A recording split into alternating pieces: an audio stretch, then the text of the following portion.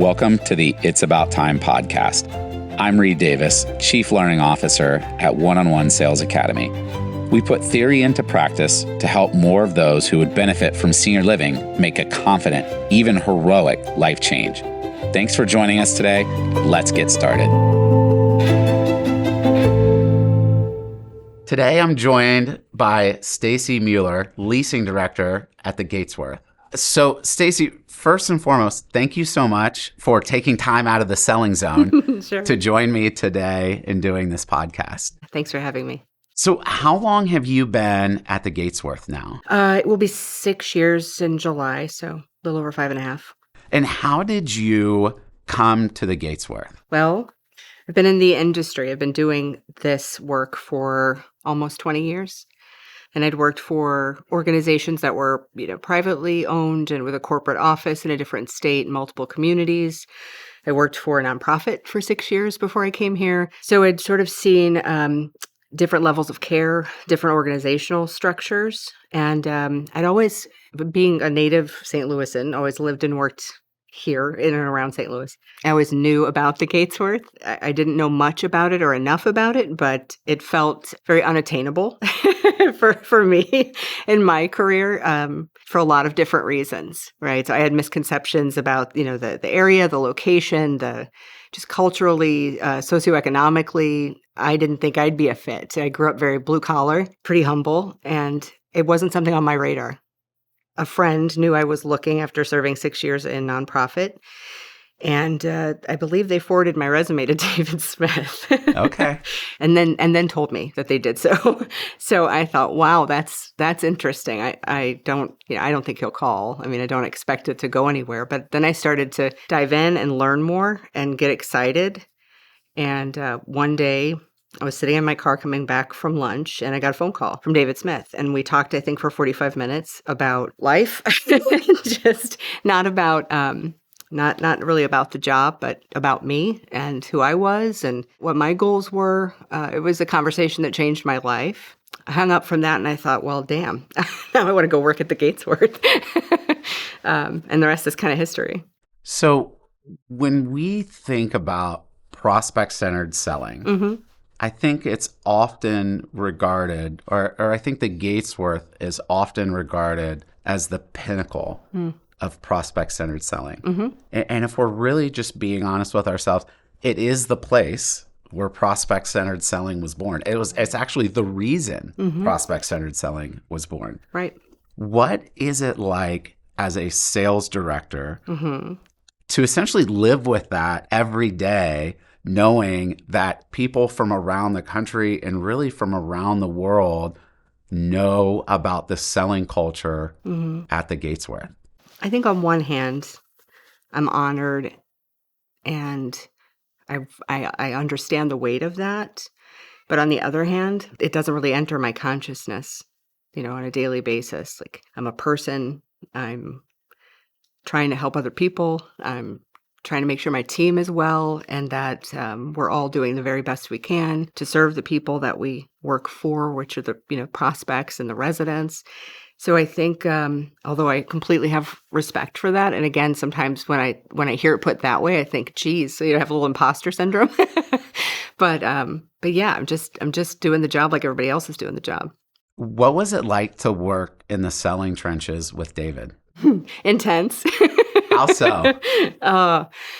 It felt like, for me personally, I didn't want to miss anything, like an expression, a reaction, a comment. That was all opportunities to just learn. I just wanted to sponge it all up. So it was incredible, foundational, made me also more self-aware, more introspective, challenged me a lot. There were days where, I struggled a little bit because I learned things about myself, and some of them were things that I needed to work on. And so I'm very, forever grateful for that experience. I don't think I would have had the tools and the depth that are required to do this well if I had not had that time with him.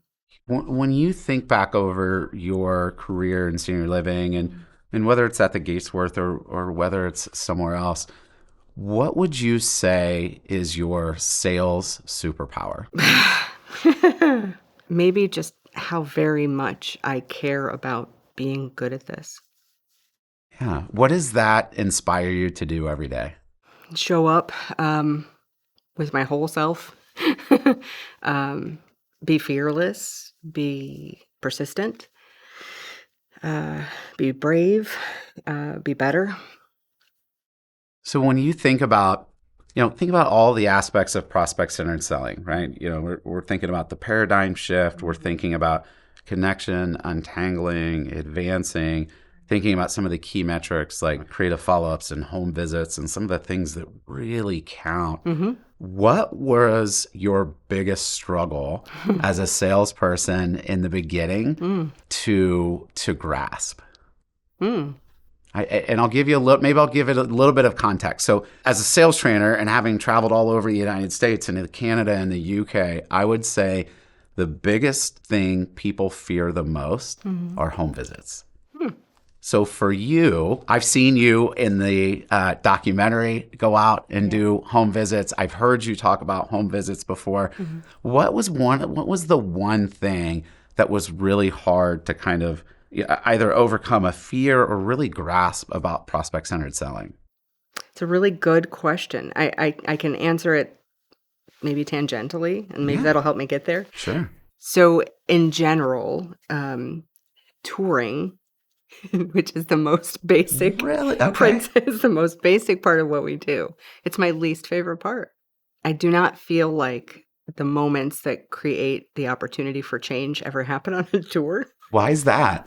So, well, I can't even say that's completely true. So personally, right, I'm always looking for connection and deeper understanding and opportunities to empower people to find the courage to take this kind of leap, right? Even to take one step toward this kind of leap. And for me, that's done in their living room, around their dining room table, even in like a discovery room scenario where you're two people who are communicating and you're sitting across from one another trying to figure something out together. I think touring for me, we have a wonderful product here. And, I like to think everybody who does this kind of job believes in senior living as a concept and the benefits that it offers and believes in the treasure that lies in each of their communities. And so it's not that I hesitate or don't want to talk about all of that. I just think that touring leads to conversations about real estate and features and while all that is important and has a place, I feel like it's a really small place somewhere at the end of this. So when you start initially and the first time you ever meet somebody is on a tour, I just feel like we're at a disadvantage. So I don't love starting with tours. That's all. I absolutely love that. So where do you think, let's just take that scenario. Yeah. Where's the ideal place to start the sales process? Wherever they are. If they call you on the phone, it's right there. That's your shot right there, that first phone call. Or if they do walk in your door, you have to make the most of the situation and capitalize on the time that you have with them. So ideally, I'd love to start on the phone and then in their home visits first before tours. Just to me, make a much more successful process and a much more empowered prospect and a much more informed, empathetic leasing counselor, salesperson. I absolutely love this. This is really interesting. I don't think I've ever heard another sales counselor say, I don't like the tour. Normally they're like, yes, the tour. I can't believe I got it. Yeah. So let me ask you this about the tour. Let's stick with the tour. Mm-hmm. How intimidating to the older adult that's coming in is the tour? And take the Gatesworth completely out of it, 100%. right? Because every senior living community, for the most part, pretty nice. Yep. Fairly big. Right. A lot going on, hopefully. Yeah. So yeah, sure. why do you think that is so intimidating to the person? Oh, gosh. For lots of reasons. I think people have these expectations and assumptions that they're going to be sold, convinced. They're probably also a little bit afraid that they're going to love it. If you think about how they got to you, they're vulnerable. Things in their life aren't perfect, or they wouldn't be in your community. They wouldn't be reaching out to you. Things are changing, or they're seeing them change. They're struggling to maintain autonomy. Everything in their life, like their health, their children, their doctors, lots of forces, and aging. Like all these forces are just pushing them in this direction of this big scary change. So they wear all that weight. They have all those clothes on when they come in, and they just expect that you're not going to see that. You're not going to care about that. You're not going to validate that. You're just trying to make a sale. Then everybody's going to be happy. You will, and the kids will, and the house will be sold, and everything is happening to them. And so I think when they come in, they just, they're just wrapped in all that fear. So much of what we do as salespeople that I think we're unknowingly doing is we're kind of putting up those walls by how we talk about the process. Let me call to, I'm just calling to follow up. I'm calling to check in. Mm-hmm. In your opinion, knowing all of that and seeing as how you have such a wonderful vision about who that person is and trying to get to that, how do you break those walls that's down? my favorite part. Yeah. Well, it's a process. You have to be a bit of a chameleon, a little intuitive chameleon, kind of. You got to listen. You just got to be curious and listen. There's really no magic to it. You care and about what happens to them. You care about them feeling respected in this process, and about them, obviously being safe and happy. But I'm always excited to help people find like the treasure for themselves. And sometimes they come to us and it's a move that needs to happen. It just needs to. And everybody can see that. Everybody can see that they're not safe in their home, or for whatever reason their situation isn't sustainable. And this has got to happen somewhere in there. If there's a little piece of joy you can help them find, a little bit of hope, a little bit of empowerment, a little way to reconnect with something about themselves that makes them feel proud and happy. That to me is kind of like my favorite part, and I'm thinking about all of that from the first time I meet them. So for me, it's the short answer is, I think you have to have the intention. It's all about the intention. And you have to disarm by not being what they expect you to be. We talked about all of these like emotions that go into that. And as a salesperson, now I don't want to say breaking down their emotions, because we're not trying to break that down, but maybe just acknowledging those emotions. Mm-hmm. I think one of the most powerful moments to me in the documentary was when Bernie was sitting in the lobby. Yeah. And he's sitting there in this lobby. And if you've never been to the Gatesworth, the lobby is this just beautiful area. And it's a bustling kind of epicenter of activity. And the residents are so genuinely warm and friendly. And so are the team members. And I remember Bernie sitting there, and this is during the move-in. And what I would assume is that he was sitting in the lobby and his family or the moving truck was moving things in. And he kind of puts his hands down and his head down, and he goes like, what the F am I doing here? Yep. And that was after he already made the decision and was literally in the process of moving in. Yep.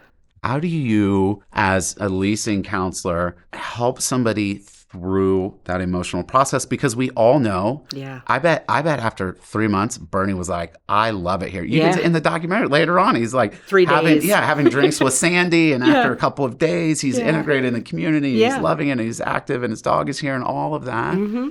How do we help them through that? We have to hold that possibility in our hearts and know that we have to want that for them, and believe that's possible for them and that they're capable of getting there. I think that's an important thing. I tell people all the time, you're probably not going to feel good about this until you've actually been here for a while.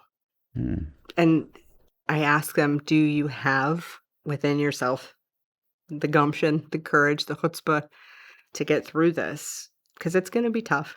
It's tough on everybody. But I believe, and I think you believe, that you made a good decision for yourself, and that there is treasure, and that you are going to be happy. And you're going to reap the rewards of all of this. So if you can just hang on for a little bit longer, and you can trust yourself and trust the people around you that you're going to get through it, it's going to be great. I think those conversations are really difficult to have in the face of somebody who's going, I don't want to do this, or maybe I know I should. That logic Yeah. tells them, Yeah. reach out. The logic says it's not working at home anymore, but it's that emotion that goes into it and unpacking and untangling that. Yeah. Yeah. I think you just have to do a lot of listening and validating. So, I call it the last minute lurch. Oh, tell me about what is the last minute lurch? So it's when someone has come in and they've learned and you've been to their home and their kids have come and they've attended events and they decide, okay, I'm going to do it. And then they maybe have a visit with a move coordinator and the real estate agent comes over and things start getting really real. And then they're talking about a date and about actually they're picking up that credenza over there that you can't take. And people go, wait. I need more time. I'm not ready. I don't like this. This doesn't feel it. They just panic because it's pretty damn scary when they call and say, you've been so wonderful. And, I really appreciate everything you guys have done. And, I've decided I'm not ready for this. I'm going to wait a little longer. I just listen to it all. Listen, let them make their case and then tell them that that's really normal. Everybody who's ever made this move has been right where you are today. I bet you're freaking out, aren't you? Tell me about it. What are you scared of? What got you worked up? Just sharing that experience. Don't invalidate it. Don't try to tell them it'll be fine. It's all okay. You're going to be great at that point, because that's not what they want or need to hear. They need to hear that, yeah, this is tough and yeah, it stinks and it's okay to be freaked out. It's totally normal. Everybody feels that way. That's about all you have to do usually. People just go, yeah, you're right. I got, my daughter came over and was picking up that credenza and it made me think about, my aunt, and they just need somebody to say, it's okay. Freak out. That's normal. I'm not going to say, oh, I'm sorry to hear that and cancel your lease. That's what they really hope you'll do. Take the weight off of them, but you got to stick with them through it. Yesterday I was having a conversation with one of your residents, and it was somebody that you had helped moved in. And she said, Stacy relentlessly pursued us. And so she said that they continued to come to my home, continued to meet me where we were at, because I wanted this move and my husband, who needed to make this move, did not. She said, I don't belong here. I'm super independent. I still go off. I still do this and I do that. And I thought it was interesting that in her story, she told me that you relentlessly pursued her even when they were ready to move in, only later to find out that they actually had canceled their deposit 3 times. Yep. And I think you probably know who I'm talking about. What is it inside of you that drives that relentless pursuit to be able to help older adults? I think I was kind of just, born pleasantly persistent. I don't know if that makes any difference, but when you see them, countless people over and over and over for almost 20 years get through the hard stuff, and then you see the results and you see that their life is transformed. You see that they're fulfilled, that they're busy, that they're happy. That's all you need to keep coming back. And I just keep that in my mind. I know that they're capable of getting through it, that they should trust that they've done due diligence and made a good informed decision, and that their life is going to be better. So by being pleasantly persistent, which might be the nicest way I've ever heard anybody put it, are you ever worried that you're going to offend or turn somebody off by that? No. Why is that? No, because people come to us unsolicited, in most cases, because they know they need to do something. Yeah. So I think my job's not done until they can logically look at all of their options, think through the pros and cons of each of their options, and make a decision that makes sense for them and aligns with who they are and what they have said their own goals are. At that point, whether it leads them to my community or not, my job is done. But until that point, it's not. There is some fear. There's some misconception. There's some emotional block. We're not finished. So you can't stop. So over the course of your tenure here, so nearly 6 years, you have experienced the singular biggest event in senior living history. Really, for many of us, the one of the most catastrophic events in our lifetime. Right. And I think particularly for an industry, it was probably the toughest time the industry has ever seen. Yeah. 08, 09, we had the financial collapse, which was really difficult. But I think that this went above and beyond that. So you started about a year before that, right? Yeah. So you guys, like many other senior living companies and communities across the country, experienced a drop in occupancy over that time. How have you refocused over the last, let's say, 4 years to be able to refill the Gatesworth? And just to put it in a little bit of context, and correct me if I'm wrong, but I believe that was the lowest occupancy the Gatesworth has been since it opened its doors 38 years ago, Right. correct? Okay. So when you think about that journey over the last 4 years of refilling the Gatesworth, what did it take to be able to do that?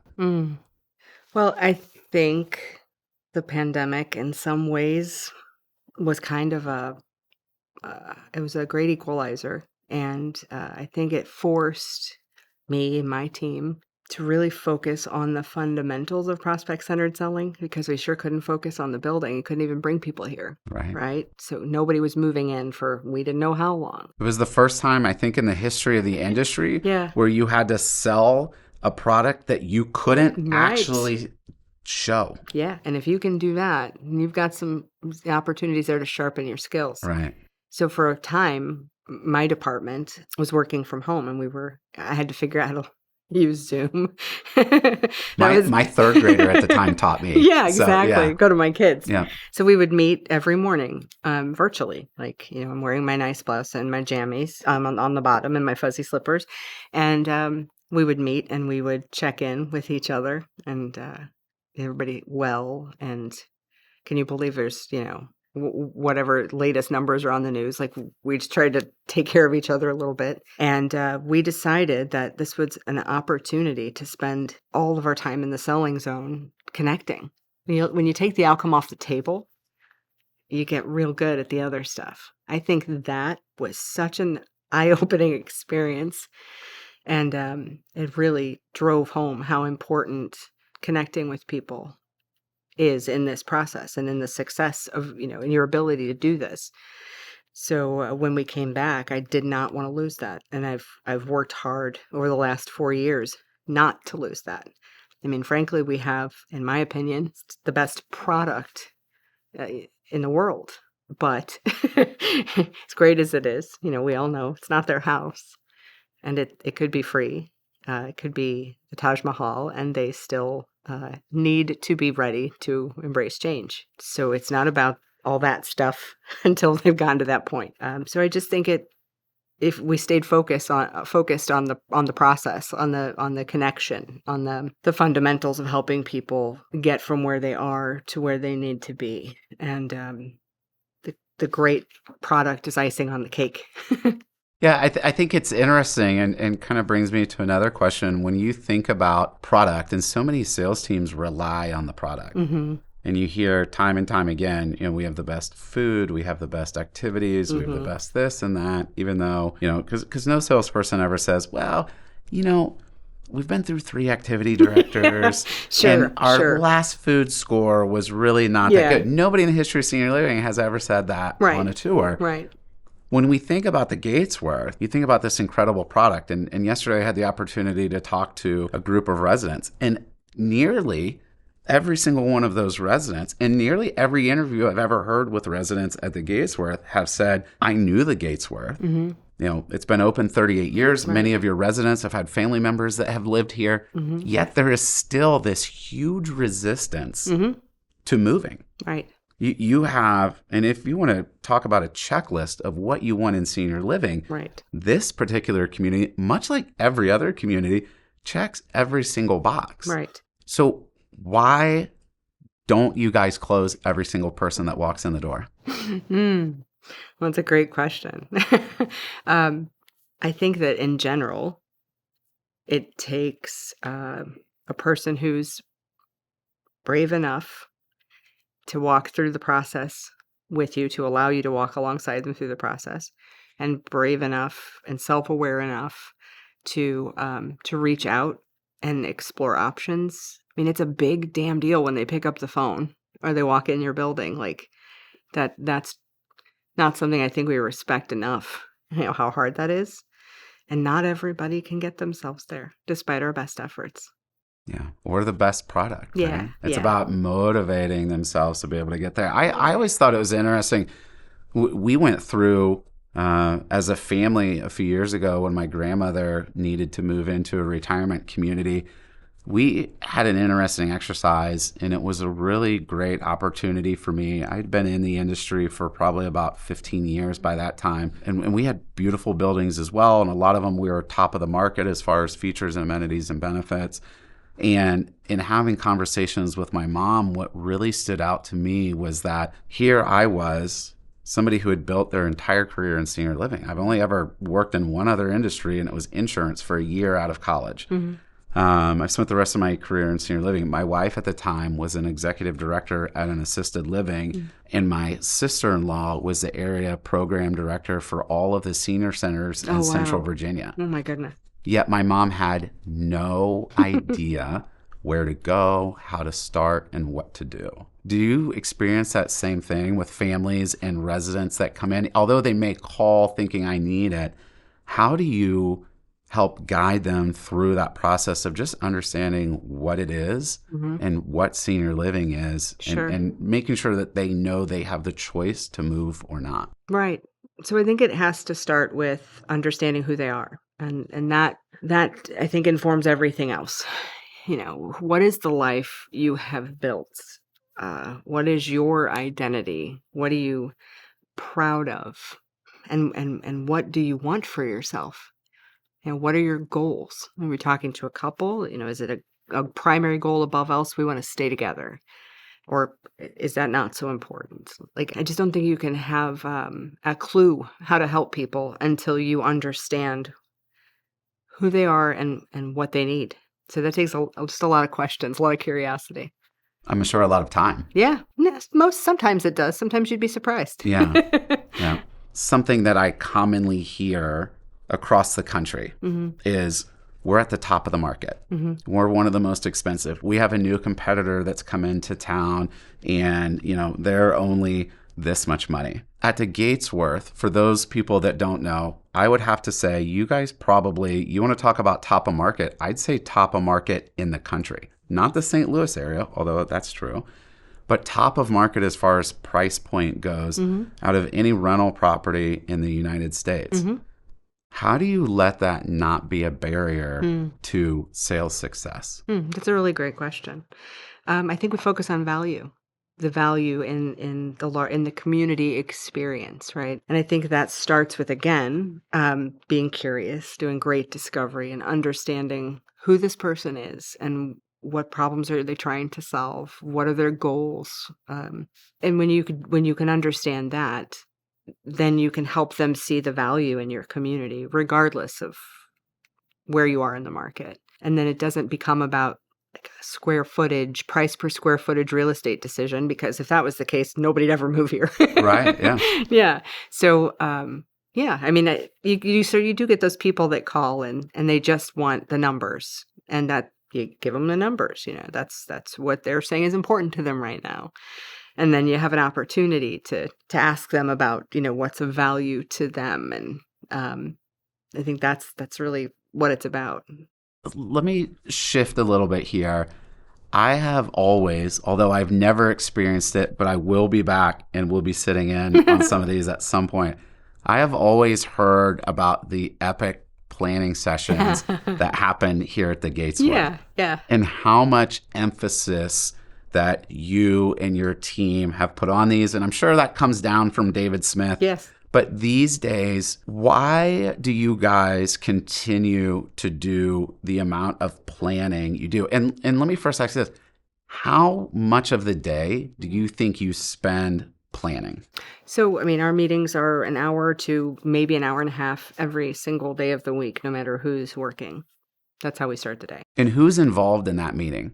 So myself as the leasing director and the leasing counselors, and if we have, at any given time, if we might have like a support person or someone that's helping, then they're involved too. So what do you guys cover during those meetings? hmm First thing we do is check in with each other. I think that's important. Um, we look at who we're going to be seeing today face to face, like who are we going to be doing a home visit with, or who might be coming in for a visit, and we spend a lot of time on each person to truly understand what do we know and what are we still curious about. What do they expect? What are their expectations? Like what we know, what we hope happens out of this interaction, but what do they hope happens? It's really just a way to get curious, shake off your assumptions, cynicism, the burn of the last thing you tried to do, they told you no to, to set your intentions and to get support from your peers, because this is a difficult job if you're showing up with your whole self and you're being vulnerable and all the things this requires to do it well. It can be a little draining. It can be a little exhausting sometimes, and so having the support of people who are doing it with you it's really, really crucial. One thing that I have found to be incredibly impactful in the sales process, and I say that partly because it's one of my favorite things to do, is creative follow-up. So we were just talking about planning. And to me, you can't do creative follow-up without first having a great plan to be able to look at who that is and how it might be impactful to the sales process. As I've seen different interviews with residents at the Gatesworth, and I've talked to different residents at the Gatesworth, one thing that I commonly hear is they wooed me. And this has been something that I've heard for years from, really old videos to videos of residents that I've met here at the Gatesworth. Yeah. Over your 6-year career, what has been your favorite creative follow-up that either yourself or a teammate has done for a prospect? Oh gosh, there's too many to You can do top 2 if it helps. Okay, thanks. One of them had to be a video that was done for a prospect who lived in this beautiful, stately 3-story historical home in the area here. And her stuff, this house was full of stuff. That was an objection to making a move. Just she couldn't see how she could get that all done. And everything in that house, in every room, had a story and had a memory and was attached. It was a legacy for her. It was a museum, and she was the curator. It was like this is the history of my family. This is where I come from, and this is who I am. And I'm afraid to change that, because then who will I be? To honor and validate how important that was to her, to meet her where she was, both literally and emotionally. We did a video where she walked through every room in that house and told us about the paintings and told us about the pieces of furniture, and just she was so proud and so honored to share that with us. And she, would have that video to share with her family so that legacy was really documented. And the hope was that it would allow her to sort of offload that responsibility of being the caretaker of all that family history, and also help her to see how very little of herself was in that house. So during that video, actually, I think right when we finished, we asked her, if you went around this house and you gathered up everything that you bought, that you loved, that spoke to you, that makes you happy, how much of that, what room would it fit in? How much of that would it be? How much of all of this? And she really thought about it. And she said it would probably fit in the bathroom.